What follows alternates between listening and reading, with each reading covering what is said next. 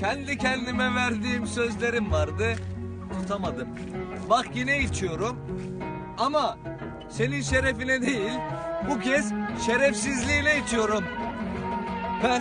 Ben senin uğruna canımdan vazgeçerdim. Ben hep mutluluğu sende arardım da sen de hep başka kollarda arardın mutluluğu. Çok güzel gülüyordun be. Ama şimdi o gülüşlerin bendeki bu yaraları saramaz artık. Başkalarının gülüşlerini, yaralarını saran gülüşlerin benim yaralarımı saramaz artık. Bak ben uğraşıyorum şimdi. Senin açtığın yaraları bir başıma yalnızlığımla kapatmaya çalışıyorum. Tam her şey bitti diyorum. Unuttum seni, yokluğuna alıştım diyorum. Ya resmin çıkıyor karşıma, ya ismin ya da seni hatırlatan bir şeyler.